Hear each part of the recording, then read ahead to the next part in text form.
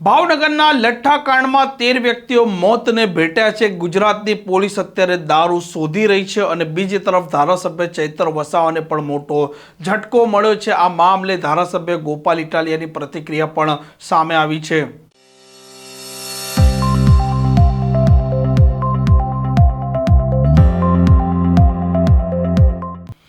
નમસ્કાર, આપ જોઈ રહ્યા છો હોટલાઇન ન્યૂઝ અને હું છું આપની સાથે તોફિક કાંચી। ભાવનગરમાં જે પ્રકારે લઠ્ઠાકાંડ થાય છે તેમાં 13 વ્યક્તિઓ મોતને ભેટે છે અને ગુજરાતમાં વિદેશી દારૂના કારણે 13 વ્યક્તિઓ મોતને ભેટતા આવી પ્રથમ ઘટના સામે આવી હતી, કેમ કે અત્યાર સુધી દેશી દારૂના કારણે લઠ્ઠાની ઘટનાઓ બની હતી, જ્યારે પ્રથમ વખત નકલી વિદેશી દારૂ તે પણ ગુજરાતમાં બને છે અને તેના કારણે 13 વ્યક્તિઓ મોતને ભેટે છે અને તેના જ લઈને ભાવનગરની પોલીસે તેની કામગીરીના સામે પણ સવાલો વિપક્ષે ઊભા કર્યા હતા। જ્યારે બીજી તરફ આજે ગુજરાત હાઈકોર્ટે ધારાસભ્ય ચૈતર વસાવાની દાદ માંગતી અરજી જે હતી, જેમાં નીચલી કોર્ટનો જે હુકમ હતો તેના પર સ્ટે અને જામીન તે બંને ફગાવી દેતા ધારાસભ્ય ચૈતર વસાવાની મુશ્કેલીઓ વધી છે અને બંને મામલે ધારાસભ્ય ગોપાલ ઇટાલિયાની પ્રતિક્રિયા પણ સામે આવી છે। વસાવા આદિવાસી સમાજના યોદ્ધા છે।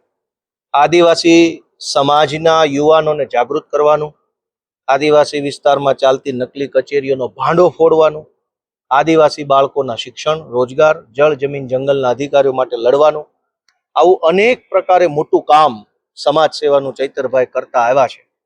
અને ચૈતરભાઈએ જે રીતે સમાજને જગાડ્યો એનાથી ડરીને ભાજપે એમના ઉપર જુઠ્ઠો કેસ કર્યો અને જુઠ્ઠા કેસ ચલાવી સરકારી વકીલ, સરકારી પોલીસ, સરકારી FSL, સરકારી પંચો આ બધાનો દુરુપયોગ કરી ચૈતરભાઈને એક સજા આપવામાં આવી।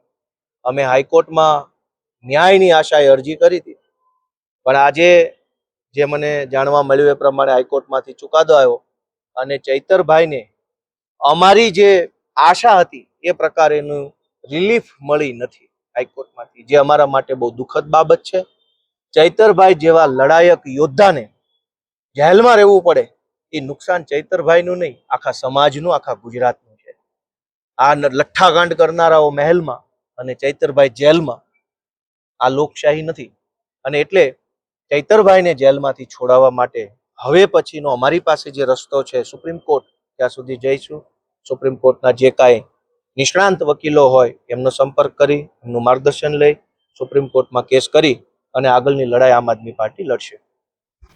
આમ ધારાસભ્ય ગોપાલ ઇટાલિયા તેમના જ અંદાજમાં કહ્યું હતું કે લઠ્ઠાકાંડ કરનાર મહેલમાં છે, જ્યારે ધારાસભ્ય ચૈતર વસાવા જે લોકોના પ્રશ્નો ઉઠાવે છે તે આજે જેલમાં છે અને ધારાસભ્ય ચૈતર વસાવા માટે તે આગામી દિવસોમાં હવે સુપ્રીમ કોર્ટ સુધી જવાના છે। આ પ્રકારના સમાચાર માટે હોટલાઇન ન્યૂઝના ચેનલને લાઇક, શેર અને સબસ્ક્રાઇબ કરવાનું ભૂલતા નહીં। નમસ્કાર। આવા પ્રકારના વિડીયો તમને જોવા ગમતા હોય તો હોટલાઇન ન્યૂઝ ચેનલને લાઇક, શેર અને સબસ્ક્રાઇબ કરો।